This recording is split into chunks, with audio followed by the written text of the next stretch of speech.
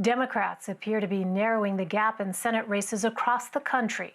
Republicans currently hold a 3-seat advantage, but going into November, they have nearly double the number of seats at risk. Election experts believe races in Arizona, Colorado, North Carolina, and Maine could decide whether Republicans hang on to their majority. The latest FEC filings show a number of Democratic challengers outraised Republican incumbents in the first quarter, and several other GOP seats that were once considered safe may now be coming into play.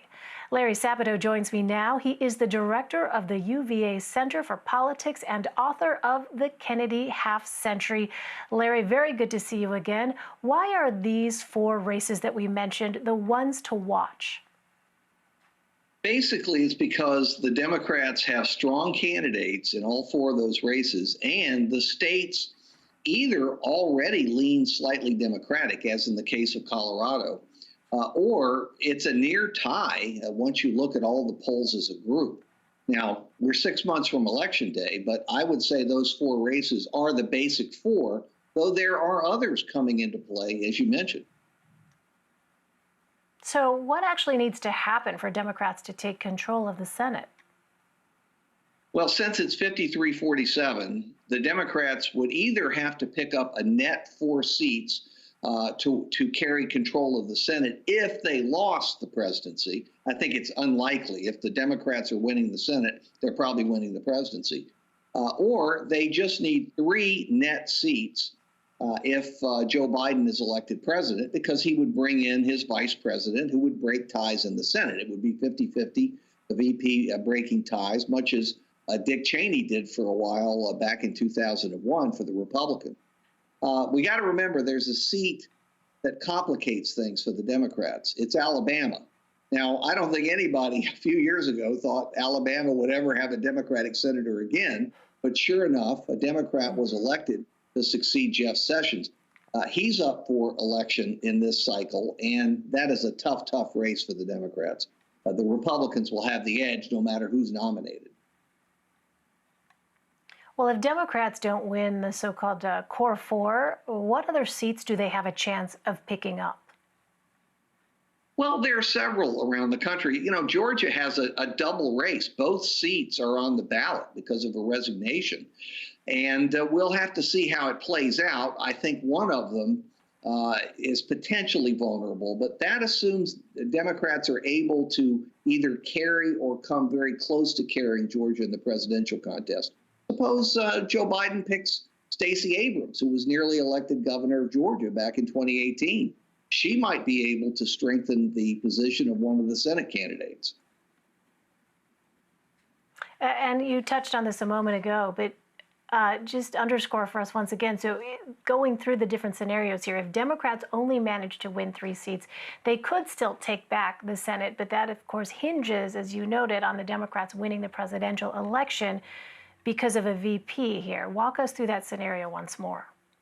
Yes, and you're absolutely right about that. It's a little confusing for people. Democrats have 47 seats now. They have to pick up a net 3 to even have it at 50-50. And to control a 50-50, they have to have the vice president. In other words, Joe Biden has to be elected president. So there are a lot of ifs in there. A year ago, I don't think many people thought the Democrats had a path to do that.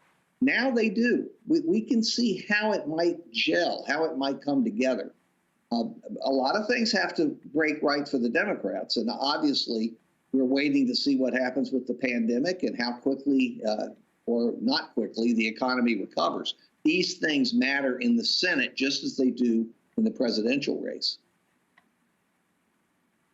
Well, you noted some changes in the Senate map this week. A couple of states that were GOP strongholds you're now rating as likely Republican. Tell us about that.